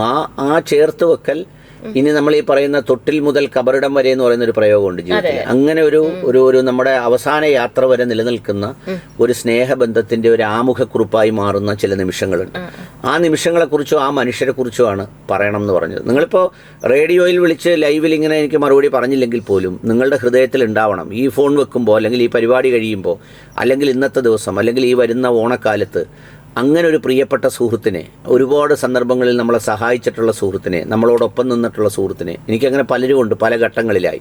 പിന്നീട് അവരുടെ ജീവിതയാത്രയിൽ ചിലപ്പോൾ നമ്മൾ രണ്ട് പ്രതലത്തിലേക്ക് മാറും, നമ്മളെപ്പോഴും വിളിക്കാൻ കഴിയാതെ വരും. പക്ഷേ അപ്പോഴെല്ലാം നമ്മുടെ ഹൃദയത്തിൽ ആ ആളുണ്ടെന്നും അയാൾ അത്രമേൽ എനിക്ക് പ്രിയപ്പെട്ടതാണെന്നും ഒക്കെ അവരുടെ കേൾക്കെ പറയണം എന്നുള്ളതാണ്. അത് പറയാനൊരു അവസരമാണ് കേവലം ഈ പറയുന്ന 1 മണിക്കൂറോ അരമണിക്കൂറോ ശേഷിക്കുന്ന സമയത്ത് നമ്മൾ ഉണ്ടാക്കിയിട്ടുള്ളത്. പക്ഷെ അതുകൊണ്ടത് അവസാനിക്കാനല്ല, കംപ്ലീറ്റ് ചെയ്യാനുമല്ല, പിന്നീടുള്ള കാലത്തും ഇതെല്ലാം പറഞ്ഞുകൊണ്ടിരിക്കണം. ഇപ്പം നമ്മളിപ്പോൾ ഓണം വരുന്നു, നമ്മൾ കുറേ സാധനങ്ങൾ എടുക്കുന്നു, കുറേ വാങ്ങുന്നു. അങ്ങനെ നമ്മൾ വാങ്ങി ഇതൊക്കെ നമ്മൾ സൂക്ഷിച്ചു വെക്കുമ്പോഴും നമുക്ക് ഏറ്റവും പ്രിയപ്പെട്ട നമ്മുടെ ജീവിതത്തിൻ്റെ യാത്രയിൽ കടന്നുപോയ ചില മനുഷ്യരുണ്ട്. അവർക്ക് നമ്മൾ വെറുതെ എന്താ പറയുന്നത്, എന്തെങ്കിലും ഒരു സാധനം വാങ്ങിച്ചുകൊണ്ട് ഈ ഓണം ആകുമ്പോൾ കൊണ്ട് അവരെ കൊടുത്താൽ മതി, നമ്മുടെ കയ്യിലുള്ളതുപോലെ. അതുകൊണ്ട് കൊടുത്താൽ അവരിങ്ങനെ ഓർത്തിരിക്കും. അതിൻ്റെ ഒരു ഫീല് ഭയങ്കരമാണ്. നമ്മളേതെങ്കിലും വീട്ടിൽ കാണാൻ പോകുമ്പോൾ ആ വീട്ടിലെ ഏറ്റവും പ്രായമായ ഉമ്മ അല്ലെങ്കിൽ ഉപ്പയുടെ കയ്യിൽ നമ്മുടെ കയ്യിലുള്ള എന്തെങ്കിലും ഞാൻ സാധാരണ ഉപയോഗിക്കാറുള്ളത് കൈക്കൂലിന്ന്, അത് നമ്മൾ കൊടുത്തിട്ട് പോരുന്നാർ. അവർക്കിതൊന്നും വേണമെന്നില്ല, അവർക്ക് ഒത്തിരി മക്കളുണ്ട്, അവർക്ക് ഒരുപാട് കാശൊക്കെ ഉണ്ടാവും. എങ്കിൽ പോലും നമ്മളത് അവർക്കൊന്ന് കയ്യിൽ ഏൽപ്പിച്ചിട്ട് പോരുന്നാൽ നമുക്കുണ്ടാവുന്ന ഒരു സന്തോഷത്തിൻ്റെ ഭാഷ അതിൻ്റെ വ്യാകരണം, അതിൻ്റെ കാവ്യഭംഗി, അത് നമ്മുടെ മനസ്സ് ആസ്വദിക്കാൻ കഴിയുന്നിടത്താണ് ശരിക്കും നമ്മൾ മനുഷ്യത്വം ഈ ഭൂമിയിൽ അനുഭവിക്കുന്നത്. നമുക്കൊരു പാസഞ്ചർ ഉണ്ട്. ഹലോ ഹലോ, നമസ്കാരം. നമസ്കാരം, പറയൂ. ഇന്നത്തെ വീട്ടിലേക്ക് പറയാനാണെങ്കില് പണ്ട് എന്റെ അങ്ങനെ അതിപിടിച്ച സുഹൃത്തിനെ കുറിച്ചാണ്. അതായത് നമ്മള് അന്ന് മുതലേ കളിച്ചു വളർന്ന് നല്ല സാമ്പത്തിക കുടുംബത്തിലായിരുന്നു. അപ്പം ഞങ്ങൾ അതിനെയൊക്കെ ഭയങ്കര ലെവലിൽ താമസിക്കുന്ന ആൾക്കാരാണ്. അപ്പൊ അവളിടുന്ന ഡ്രസ്സുകൾ ഒക്കെ കാണുമ്പോ ഭയങ്കര നമുക്കില്ലല്ലോ എന്നൊക്കെയാണ് ചിന്തിക്കും. അപ്പൊ പക്ഷേ നമ്മുടെ മനസ്സറിഞ്ഞ പോലെ നമുക്ക് അതെടുത്ത് എനിക്ക് ഒരുപാട് ഡ്രസ്സുകൾ തന്നിട്ടുണ്ട്. ഇപ്പോഴും കാണുമ്പോഴും ഭയങ്കര സന്തോഷമാണ് അവള്. പിന്നെ ഇപ്പോഴും ഈ ഇടയ്ക്ക് കണ്ടപ്പം എനിക്ക് ഇത് ഡ്രസ്സ് എനിക്ക് തന്ന നമുക്ക് നാണക്കെടൊന്നുമില്ല. വാങ്ങി. സുഹൃത്തിന്റെ പേര് ലക്ഷ്മി എന്നാണ്. പിന്നെ ആളിപ്പോ നല്ല ജോലിയിലൊക്കെയാണ്. പിന്നെ എനിക്ക് പിന്നെ ഒരു +2 റിയൂണിയൻ നടത്തി ഞങ്ങളുടെ സ്കൂളിൽ. അപ്പൊ എല്ലാവരുടെയും കോണ്ടാക്ട് നമ്പർ കിട്ടി. എനിക്ക് നമ്പറില്ല, എനിക്ക് ഫോണില്ലായിരുന്നു. അപ്പൊ എന്റെ വേറെ സുഹൃത്ത് പറഞ്ഞ് അങ്ങനെ എന്നെ തിരക്കി വന്നു. അവിടുത്തെ ഒരു കോർഡിനേറ്റർ ആയിട്ടിരിക്കുന്ന കുട്ടി. അന്നൊന്നും വലിയ ഫ്രണ്ട്ഷിപ്പ് ഒന്നും ഇല്ലായിരുന്നു. കേട്ട് സാധാരണ ഒരു കൂട്ടുകാരിയൊന്നുമില്ല. പക്ഷെ എനിക്കൊരു ഫോണായിട്ടാണ് വന്നത്. ഭയങ്കര വെള്ളപ്പൊക്ക സമയം, വീട്ടില് ചറ്റുന്ന വെള്ളം, അതില് അവരുടെ കാറ് പോലും വരത്തില്ല റോഡിലൂടെ. അങ്ങനെ കുഞ്ഞായിട്ട് വന്ന് നോക്കിയാൽ ഫോണ്. എന്നാൽ പോലും അതൊരു അത്യാവശ്യമായിരുന്നു. അതെ അതെ അതെ അതെ അതെ ഒരിക്കലും അതാണ് ഞാൻ അതിലിപ്പോഴും ആ ഫോൺ തന്നെയാണ് യൂസ് ചെയ്യുന്നത്. എനിക്ക് സാധാരണ മറ്റേ സ്മാർട്ട് ഫോണൊന്നും ഇല്ല. എപ്പോഴും മേടിക്കണമെന്നുണ്ട്. പക്ഷെ അതിനേക്കാൾ ഇമ്പോർട്ടന്റ് ആയിട്ട് വേറെ കാര്യങ്ങൾ വരുമ്പോ നമ്മൾ അങ്ങനെ നമ്മുടെ സാഹചര്യമാണ് ഇപ്പോഴത്തെ. അതെ അതെ തീർച്ചയായും. അപ്പൊ ആ ഒരു ഫോണ് നമുക്ക് എപ്പോഴും എടുക്കുമ്പോ ആ ആളുടെ ഒരു ചിന്ത വരും അല്ലെ, നമുക്ക് ആ ആളെ കാണുന്നത് പോലെ തന്നെ തോന്നും അല്ലെ. തീർച്ചയായും. അപ്പോൾ അത്തരത്തിലാണ് നമ്മുടെ ചില ബന്ധങ്ങൾ നമുക്ക് മാറ്റാൻ, ഒരിക്കലും നമുക്കത് മാറ്റി വെക്കാൻ വേണ്ടി പറ്റില്ല. തീർച്ചയായും. അതെ, നമ്മുടെ ജീവിതത്തിലെ ഈ പറഞ്ഞില്ലേ ഇപ്പോൾ ആ ഒരു സുഹൃത്ത് ആ വെള്ളപ്പൊക്ക സമയത്ത് മഴയും അല്ലെങ്കിൽ ഇതൊന്നും വകവെക്കാതെ ഒരു ഫോണുമായി തന്നെ കാണാൻ വന്നതും തനിക്കില്ലാതിരുന്ന ഒരു സംഗതി തന്നതും അത് ഓർത്തിരിക്കുന്ന ഒരു സുഹൃത്തെന്ന് പറയുന്നത് ഏറ്റവും പ്രിയപ്പെട്ട ഒരു സുഹൃത്താണ്. അങ്ങനെ ചില മനുഷ്യർ നമ്മളെ ഞെട്ടിച്ച് കളയാറുണ്ട് അവരുടെ സ്നേഹം കൊണ്ട്, നമ്മളോടുള്ള കരുതൽ കൊണ്ട്. ഞാൻ പിന്നെയും പറഞ്ഞാൽ എൻ്റെ സുഹൃത്തുക്കളെ കുറിച്ച് ഇങ്ങനെ ആവർത്തിച്ച് പറയുന്ന പോലെ ആയിപ്പോൾ. ഗുരുദാസ് എന്ന് പറയുന്നൊരു സുഹൃത്തുണ്ടായിരുന്നു. ഞങ്ങൾ പഠിക്കുന്ന സമയത്ത്, കോളേജിൽ പ്രീ ഡിഗ്രിക്കൊക്കെ പഠിക്കുന്ന സമയത്ത് ഞങ്ങളിങ്ങനെ അവൻ്റെ പാൻറ് ഷെയർ ചെയ്ത് ഞാൻ ഇടുമായിരുന്നു. കാരണം അവനൊന്ന് ഈ കില്ലറിൻ്റെ പാൻറ് അല്ലെങ്കിൽ കുറച്ചുകൂടി ഒരു ഇതായിരുന്നു. പിന്നെ എൻ്റെ സഹോദരിയുടെ മകൻ എന്നെക്കാൾ 1-2 വയസ്സ് മൂത്തുണ്ട്, നവാസ്. അവനും ഞാനും തമ്മിൽ ഇങ്ങനെ പാൻറ് ഷെയർ ചെയ്തിടുമായിരുന്നു. ഇപ്പോൾ ദുബൈയിൽ നല്ല രീതിയിൽ ഇടയ്ക്കിരുന്ന് കാണുമ്പോൾ ഞങ്ങൾ ഇത്തരം കഥകളൊക്കെ പറയാറുണ്ട്. അന്ന് ആ പാൻറ് ഷെയർ ചെയ്തതും ആ ഷർട്ട് ഷെയർ ചെയ്തതും ഒക്കെ. അപ്പോൾ അങ്ങനെയുള്ള സുഹൃത്തുക്കളായ ഓരോ ആളുകളുണ്ട്. പിന്നെ എൻ്റെ ഏറ്റവും പ്രിയപ്പെട്ട ഫിറോസ് ഉണ്ട്.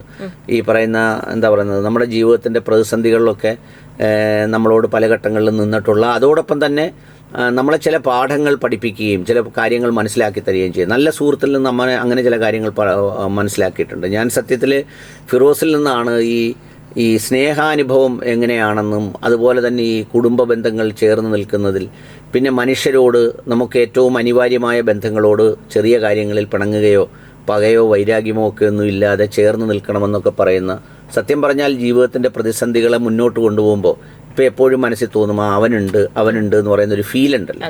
ആ കോൺഫിഡൻസ് നമുക്ക് പരസ്പരം ഒരു സൗഹൃദത്തിൽ ബന്ധത്തിൽ ഉണ്ടായാൽ അത് ഭയങ്കര ഒരു ലൈഫിൽ ഇൻവെസ്റ്റ്മെന്റ് ആണ്. അപ്പോൾ ഏതായാലും നമ്മൾ സംസാരിച്ചു വന്ന വിഷയം സുഹൃത്തിനെ കുറിച്ചാണ്, സൗഹൃദത്തെക്കുറിച്ചാണ്. നമ്മൾ ജീവിച്ചിരിക്കുമ്പോൾ മരണപ്പെട്ട് കഴിഞ്ഞ് എഴുതുന്ന അനുശോചനക്കുറിപ്പ്, വികാരനിർഭരമായ കുറിപ്പുകളെക്കാൾ ജീവിച്ചിരിക്കുമ്പോൾ പരസ്പരം മുഖത്ത് നോക്കി പറയാൻ കഴിയുമെങ്കിൽ അങ്ങനെ, അല്ലെങ്കിൽ എല്ലാവരും കേൾക്കെ ഉറക്കെ പറയാൻ കഴിയുമെങ്കിൽ അങ്ങനെ, അങ്ങനെയൊക്കെയുള്ള മനുഷ്യബന്ധങ്ങളെ, സ്നേഹബന്ധങ്ങളെ, ഇഷ്ടങ്ങളെക്കുറിച്ച് നമ്മൾ തുറന്നു പറയുകയും പങ്കുവെക്കുകയും മനുഷ്യരോട് സംസാരിക്കുകയും ചെയ്യണം. ഈ ഭൂമിയിൽ നമ്മളെപ്പോഴും ഈ നെഗറ്റീവുകൾ, അപവാദങ്ങൾ, അപഖ്യാതികൾ, അസ്വസ്ഥതകൾ ഇത് പറഞ്ഞു പരത്താൻ വേണ്ടിയല്ല നമ്മുടെ ഈ ഭൂമിയിലേക്ക് സൃഷ്ടിച്ചത്. നമ്മുടെ മനസ്സിൻ്റെ ഉള്ളിൽ ഒരു ദേവാസുര യുദ്ധം നടക്കുന്നുണ്ട്. മനസ്സിൻ്റെ ഉള്ളിൽ തന്നെ ദേവഭാവവും ഉണ്ട്, അസുരഭാവവും ഉണ്ട്. എന്താ പറയുന്നത്, ഒരുപാതി ഭഗവാനും പിന്നെ പിന്നെ ഒരുപാതി ചെകുത്താനും ഇരുകാലി മനുഷ്യനിൽ വന്ന് അവതരിച്ചു എന്ന് ബിച്ചു തിരുമല സാർ ഒരു പാട്ടിൽ എഴുതിയിട്ടുണ്ട്. അപ്പോൾ ഒരുപാതി ഭഗവാനും ഒരുപാതി ചെകുത്താനും നമ്മുടെ ഉള്ളിലുണ്ട്. ഈ പറയുന്ന സാത്താനിക് ഭാവങ്ങൾ അല്ലെങ്കിൽ ചെകുത്താനിക ഭാവങ്ങളെ നമ്മൾ പരമാവധി എന്താ പറയുക സപ്രസ് ചെയ്യുകയും മനുഷ്യത്വമാണ് ഏറ്റവും വലിയ ദൈവം എന്ന് പറയുന്ന അല്ലെങ്കിൽ ആ ദൈവഭക്തി എന്ന് പറയുന്ന ഒരു സംഗതിയാണെന്ന് ബോധ്യപ്പെടുകയും ചെയ്യുന്ന നിമിഷങ്ങളിലാണ് സുഹൃത്തുക്കൾ പ്രിയപ്പെട്ടതാകുന്നത്. തീർച്ചയായും. നമുക്കൊരു പാസഞ്ചർ ഉണ്ട്. ഹലോ. ഹലോ, നമസ്കാരം. നമസ്കാരം. എനിക്ക് എപ്പോഴും ഓർക്കുന്ന ഒരു സംഭവം ഉണ്ടായി. എനിക്ക് 2016 എനിക്ക് കിഡ്നൻബാരി വന്നു. ആ രോഗം വന്ന് ഞാനിന്ന് തളർന്നു മരിക്കും എന്നാണ് കേട്ടത്. ഇവരെ 10 ലക്ഷം രൂപ പ്ലാസ്മ ചെയ്യണം, 10 ലക്ഷം രൂപ കെട്ടിവെക്കണം എന്ന് പറഞ്ഞു. അപ്പോഴത്തേക്ക് എന്റെ സുഹൃത്തുക്കളും എന്റെ അയൽവാസികളും എന്റെ ബന്ധുക്കാരും കൂടി ആ പൈസ കളക്ട് ചെയ്ത് എന്നെ രക്ഷിച്ച കൂട്ടത്തിലാണ്. ഞാൻ ഒരു ദിവസം പോലും ഈ പറയപ്പെട്ട വ്യക്തികളെ എല്ലാവർക്കും അവർക്ക് ആയുസ്സും ആരോഗ്യം ഉണ്ടാകണേ എന്ന് പ്രാർത്ഥിച്ചിട്ടുണ്ട്. എന്റെ ജീവിതത്തിൽ ഉണ്ടായ ഒരു അനുഭവമാണത്. ഞാൻ പ്രതീക്ഷിക്കാത്ത ആൾക്കാർ പോലും എനിക്ക് വേണ്ടി സഹായിക്കുന്നുള്ളതാണ്. അതെ അതെ, അത് അങ്ങനത്തെ കുറേയേറെ കൂട്ടായ്മകൾ ഉണ്ടല്ലോ ഇപ്പൊ. എന്ന് വെച്ചാല് ഇപ്പോ ഒരു അപകടം ഉണ്ടായിക്കഴിഞ്ഞാൽ നമ്മൾ വിചാരിക്കാത്ത സ്ഥലങ്ങളിൽ നിന്നൊക്കെ, ചിലപ്പോൾ വിദേശങ്ങളിൽ നിന്ന് പോലും അറിയാത്ത ആളുകൾ പോലും ആ ഒരു കൂട്ടായ്മയുടെ ഭാഗമാവാറുണ്ട്. ഈ അങ്ങനെ നമ്മളിപ്പോൾ ശരിക്കും പറഞ്ഞു കഴിഞ്ഞാൽ മനുഷ്യൻ ബൈ വെർച്യൂ ഓഫ് ബർത്ത്, ഒരു മനുഷ്യനായി ജനിക്കുന്നതിലൂടെ തന്നെ അവനൊരു ഒരു കൂട്ടായ്മയുടെ ഒരു ചെങ്ങലയുടെ ഭാഗമായി തീരുകയാണ്. That's enough for one two help the other one. ഒരാളിനെ സഹായിക്കുന്നതിന് അത്രയും മാത്രം മതി, അത്രയും ഒരു മേൽവിലാസം മതി. അതായത് ഒരാൾ ജനിച്ചു, നമ്മുടെ മുന്നിൽ കണ്ടു, നമ്മൾ ആ ആളിനെ സഹായിക്കേണ്ടത് നമ്മുടെ ബാധ്യതയാണ് എന്ന തരത്തിൽ ഒരുപാട് മനുഷ്യർ, അങ്ങനെയുള്ള ധാരാളം ആളുകൾ നമ്മുടെ ഇടയിലുണ്ട്.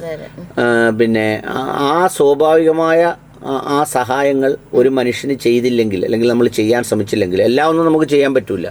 നമുക്ക് നിസ്സഹായതയുണ്ട്, നമുക്ക് പരിധിയുണ്ട്, നമുക്ക് പരിമിതിയുണ്ട്. പക്ഷേ ഇതെല്ലാം ഉള്ളതിനോട് കൂടി തന്നെ നമുക്ക് എന്താ പറയുന്നത്, ഇത്തരം കാര്യങ്ങൾ ചെയ്യാൻ കഴിയുന്നത് ഒരു മനുഷ്യന് ഉപകാരമായി ചെയ്യുക എന്ന് പറയുന്ന ഒരു പ്രധാനപ്പെട്ട കാര്യം.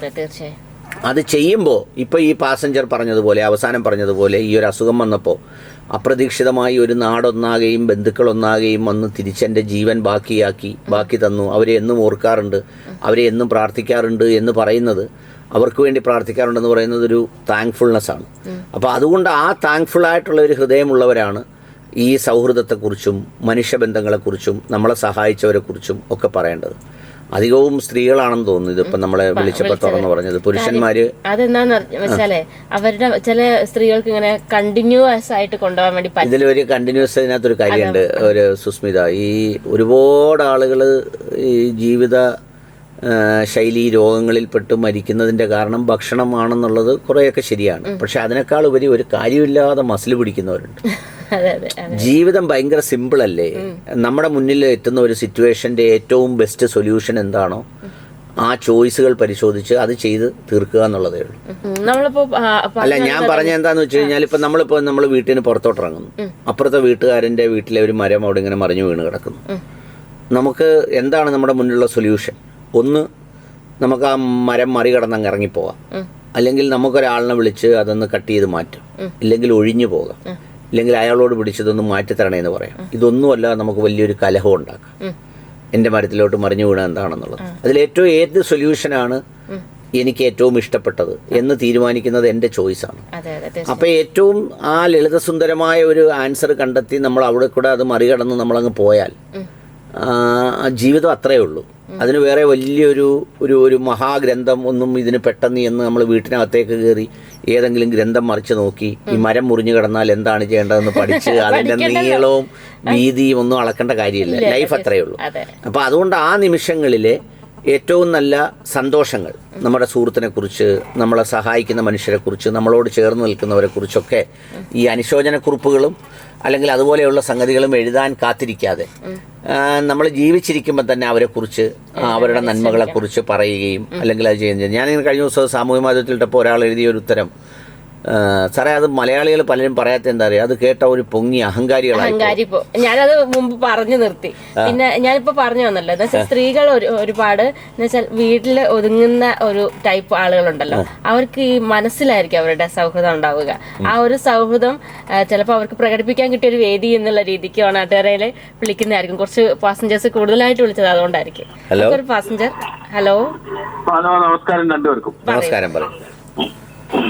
സുഹൃത്ത് ബന്ധത്തിന്റെയും സുഹൃത്ത് വലയത്തിന്റെയും കാര്യങ്ങൾ പറഞ്ഞപ്പോൾ വലിയ സുഹൃത്തുക്കൾ അല്ലാതെ കണ്ട് പരിചയമുള്ളവരിൽ നിന്ന് മാത്രം ഒരുപാട് ഗുണാനുഭവങ്ങൾ കിട്ടിയിട്ടുള്ള ഒരു വ്യക്തിയാണ് ഞാൻ. പക്ഷേ അതേകൂടെ പറയുന്ന കൂട്ടത്തിൽ കുറച്ച് ആത്മാർത്ഥത നമ്മൾ അങ്ങോട്ട് കാണിച്ച അയാൾ തിരിച്ചു കാണിച്ചിട്ടില്ല എന്ന് ബോധ്യപ്പെട്ട ഒരു കാര്യമാണ് പറയാൻ ഉദ്ദേശിക്കുന്നത്.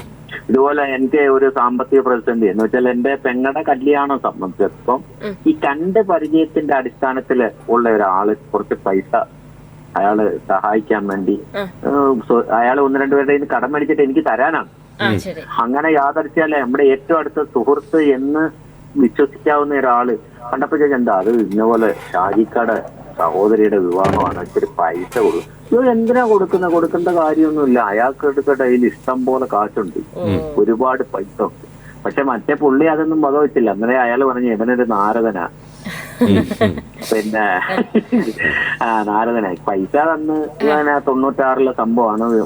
സഹോദരിയുടെ വിവാഹമൊക്കെ കഴിഞ്ഞ് കുറെ ആൾ കഴിഞ്ഞ് പൈസ ഒക്കെ കൊടുത്തു കഴിഞ്ഞപ്പോ അയാൾ പറഞ്ഞു ഇന്നതുപോലെ ആയിരുന്നല്ലോ.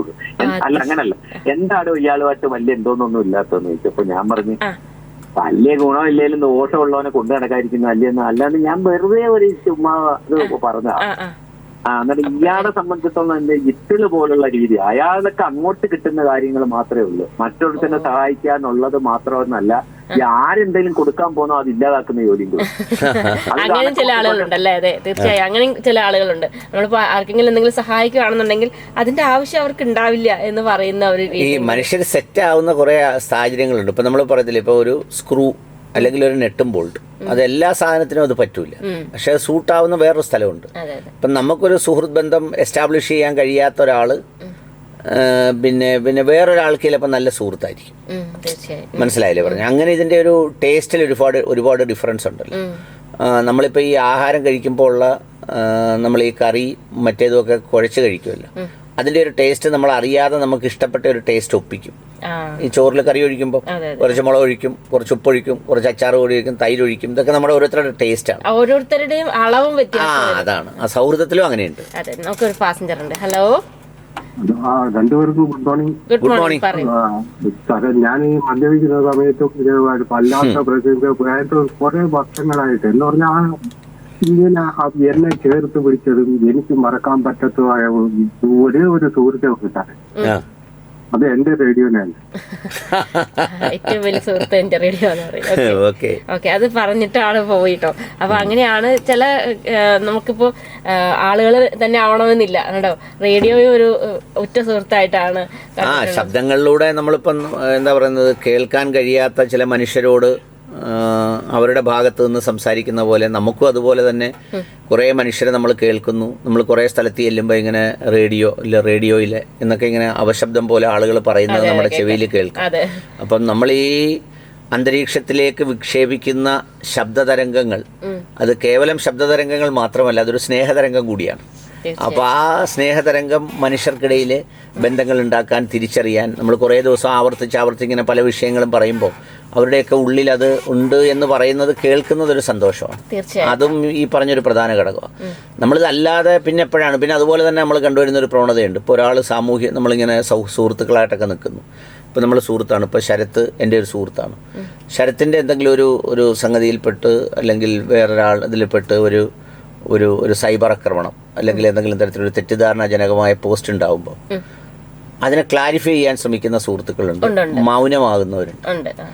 എന്ന് പറഞ്ഞു കഴിഞ്ഞാൽ ഈ സൗഹൃദത്തിലും ഉണ്ട് കുറേ കാപട്യങ്ങൾ. എന്ന് പറഞ്ഞു കഴിഞ്ഞാൽ ഞാൻ അങ്ങനെ ആവുകയും നിശബ്ദമാവുകയും അതുകൊണ്ട് എനിക്കെന്തെങ്കിലും സംഭവിക്കുമോ എന്ന് ഭയപ്പെടുകയും ചെയ്യുന്നവരുണ്ട്. എന്നാൽ സുഹൃത്തിൻ്റെ ശത്രുവിനെ സ്വന്തം ശത്രുവായി കാണുന്ന അത്രയും ആത്മാർത്ഥതയോടെ സുഹൃത്തിനെ ശ്രമിക്കുന്നവരുണ്ട്. എന്ന് വെച്ചാൽ അപ്പൊ അവര് എന്തെങ്കിലും ഒരു പ്രശ്നം ഉണ്ടാകും എന്നുള്ളൊരു സൂചന കിട്ടിയാൽ മതി, ആള് പോയി അവിടേക്ക് അങ്ങനെ മാറി നടക്കുന്നവരുണ്ട്. 2045 ഒരു പ്രശ്നം ഉണ്ടാവുമെങ്കിൽ 2025 ശ്രദ്ധിച്ച് നടക്കുന്ന ആൾക്കാരുണ്ട്. സ്വന്തം പ്രശ്നത്തെക്കാൾ കൂടുതലായിട്ട് മറ്റേ ആളുടെ കാര്യത്തിൽ കോൺഷ്യസ് ആയിരിക്കും, സുഹൃത്തിന്റെ കാര്യത്തിൽ. പിന്നെ മറ്റേ തിരിച്ചുണ്ട്, ഞാൻ നേരത്തെ പറഞ്ഞതുപോലെ അങ്ങനെ നമ്മുടെ ഒരാളിന്റെ ശത്രു, ഇപ്പം ഞാൻ ഏറ്റവും സ്നേഹിക്കുന്ന ഒരാളിൻ്റെ ശത്രുക്കൾ എൻ്റെയും ഒരു ശത്രുക്കളാണ് എന്ന് പറയുന്ന ഒരു ഭാവത്തിൽ, ഒരു അകൽച്ചയിൽ അകറ്റി നിർത്തി കാണുന്ന ഒരു ഭാവമുണ്ട്.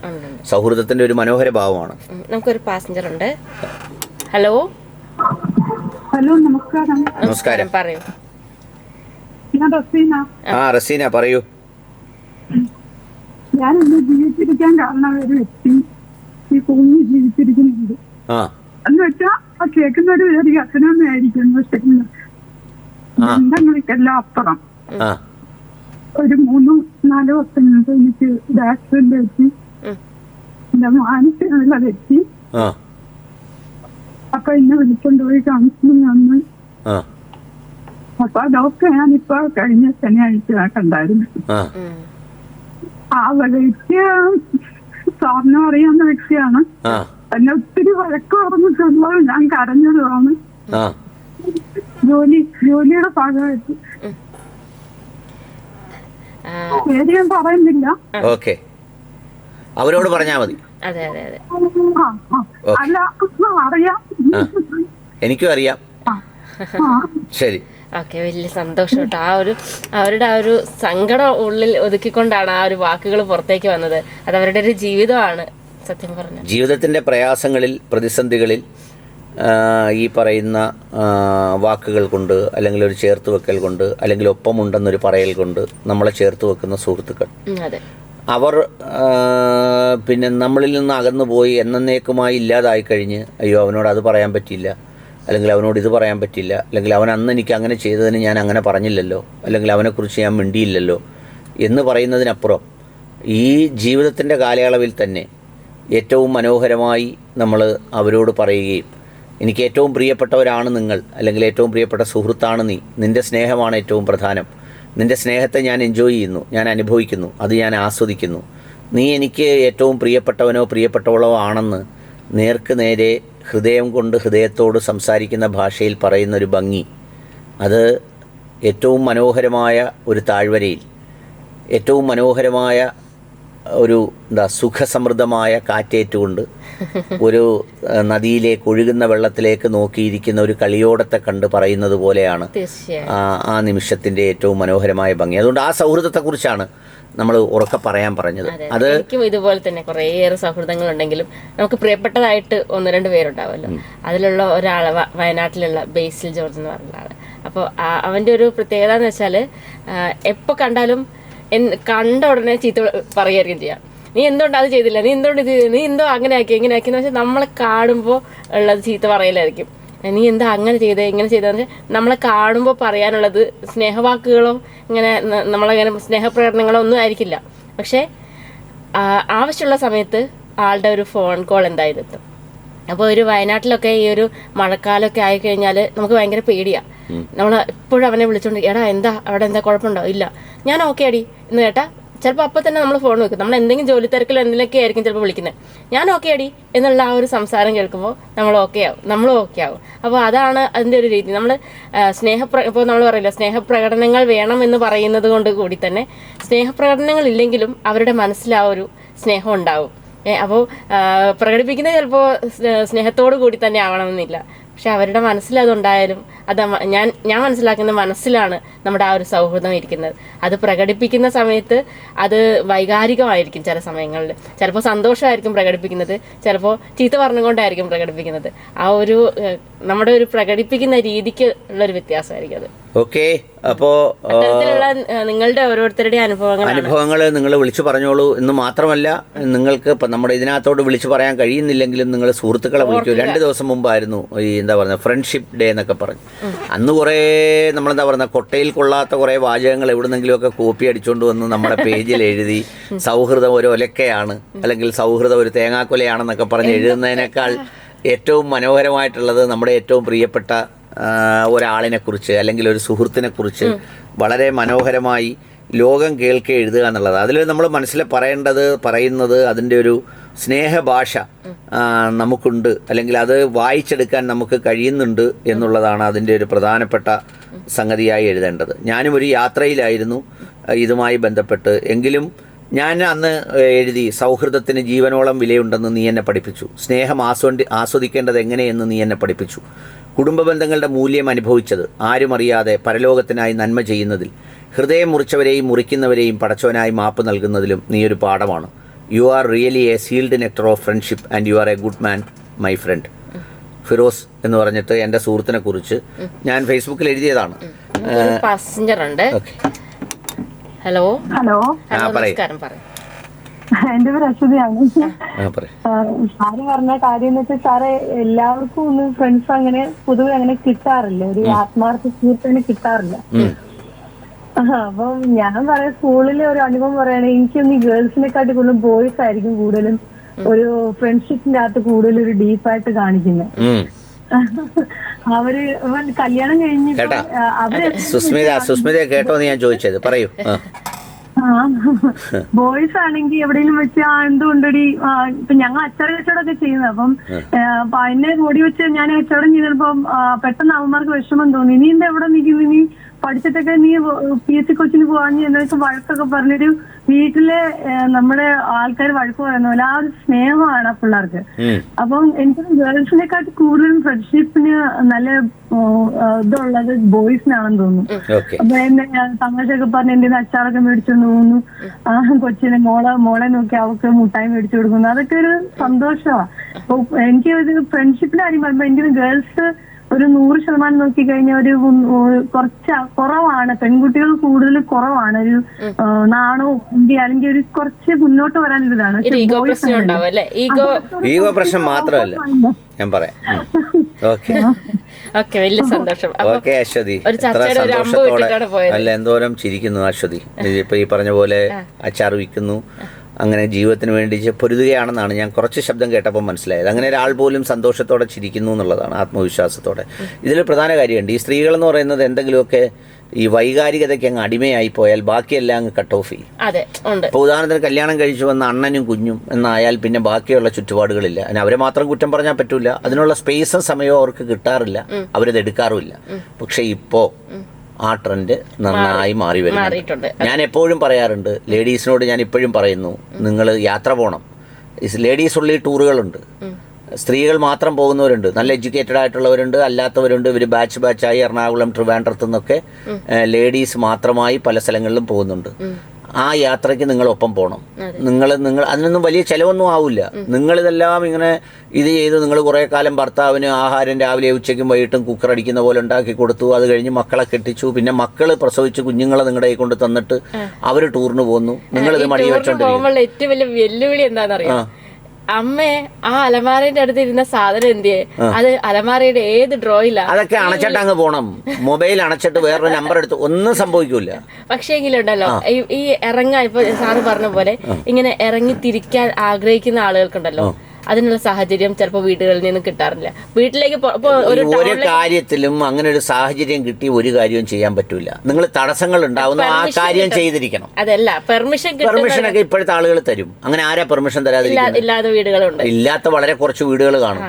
വളരെ കുറച്ച് വീടുകൾ. അവരോടും ഞാൻ ദാണ്ട് ഇങ്ങനെയാണ് പോകുന്നത്, എനിക്ക് ഇങ്ങനെ പോകണം, ഞാനിങ്ങനെ ഞങ്ങൾ 4 സുഹൃത്തുക്കളിലൂടെ പോവുക, അതിലത്തുള്ള 4 സുഹൃത്ത് ഇപ്പൊ പറഞ്ഞില്ലേ 5-6 പേരുടെ ഗ്രൂപ്പ്, അങ്ങനെയൊക്കെ ഉള്ളത്. അങ്ങനെ സമ്മതിക്കാത്ത വീടുകളുണ്ട് സാർ. എന്ന് വെച്ചാൽ അങ്ങനെയല്ല, നമ്മളിപ്പോ സാറ് പറഞ്ഞല്ലോ കുറച്ച് പേര് ടൂറിന് പോകുന്നെന്ന്, അത് ആ ഒരു വിഭാഗം എപ്പോഴും ചിലപ്പോ അത്തരത്തിലുള്ള ആ ഒരു രീതിക്ക് പോകുന്നുണ്ടാവും. പക്ഷേങ്കിൽ അവരിലല്ലാതെ അവർ പോകുന്നത് കണ്ടിട്ട് മറ്റേ ആൾക്ക് നോക്കി കൊതിച്ചിരിക്കാൻ മാത്രം പറ്റുന്ന ചില സിറ്റുവേഷനുകളുണ്ട്. അല്ല സുസ്മിത, ഇതിനകത്തൊരു കാര്യമുള്ളത്, നമ്മളിപ്പോൾ സാമൂഹികമായിട്ട് കാണുന്നില്ലേ ചെറിയ ചായ കച്ചവടക്കാർ.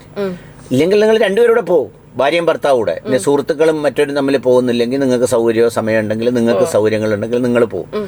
അതല്ല നിങ്ങൾ കംഫർട്ടബിൾ ആയിട്ടുള്ള ബേക്കുള്ള സാഹചര്യങ്ങൾ ഉണ്ടെങ്കിൽ പോകും. ഞാൻ പറഞ്ഞ എന്താന്ന് വെച്ചാൽ, ടൂർ പോയിട്ട് വീടിന്റെ പുറത്തേക്ക് ഇറങ്ങാൻ സമ്മതിക്കാത്ത വീടുകളുണ്ട്. അതുകൊണ്ടാണ് ഞാൻ ആ ഒരു കാര്യം സൂചിപ്പിച്ചത്. ഉണ്ടാവും, എനിക്കറിയില്ല, നമ്മൾ അങ്ങനെയുള്ള വീടുകളൊക്കെ ഉണ്ടാവും. പക്ഷെ ഞാൻ പറഞ്ഞത് ഈ ഇതിലൊരു പ്രധാന സൗഹൃദം മുറിഞ്ഞു പോകുന്ന ഒരു സാഹചര്യം അങ്ങനെയാണ്. അതാണ് ഈ ലേഡീസിന് സംഭവിക്കുന്നത്. പിന്നെ അവർ കുറച്ചുകൂടി അവരെ സംബന്ധിച്ച് ഭയങ്കര ഒരു കോഷ്യസ് ആവും. അവരുടെ മാർക്ക് അവരുടെ വീട്ടിലെ ഒരു സംഭവമൊക്കെ പലരോടും പറയുന്നത് വളരെ ശ്രദ്ധിച്ചത്. പുരുഷൻ ആൺകുട്ടികൾ എന്ന് പറയുമ്പോൾ ഒരുമാതിരിയിലെ വെട്ടി വിട്ട് ഓടയുടെ കൂട്ടാണ്, അല്ലെ വെള്ളം ഒഴുകിക്കൊണ്ടേ ഇരിക്കുക. അതിനകത്തൂടെ കുറേ അതും പറയും, കുറേ ഇതും പറയും. ഇതിൻ്റെ ഇടയ്ക്ക് മയക്കുമരുന്ന് കച്ചവടം ഉണ്ടെങ്കിലും മറ്റവനെയും വിളിക്കും, നമുക്ക് ഒരുമിച്ച് കച്ചവടം ചെയ്യാവുന്ന. അപ്പോൾ ഏതായാലും നമുക്ക് സമയം അധികരിച്ചു, ബ്രേക്ക് എടുക്കേണ്ട സമയമായി. അപ്പോൾ എല്ലാവർക്കും മനോഹരമായ സൗഹൃദ ദിനത്തിൻ്റെ നല്ല പാഠങ്ങൾ, നല്ല ഓർമ്മകൾ, നല്ല ശബ്ദങ്ങൾ, നല്ല ആശയങ്ങളായി മാറാൻ കഴിയട്ടെ എന്ന് ആഗ്രഹിക്കുകയാണ്, ആശംസിക്കുകയാണ്.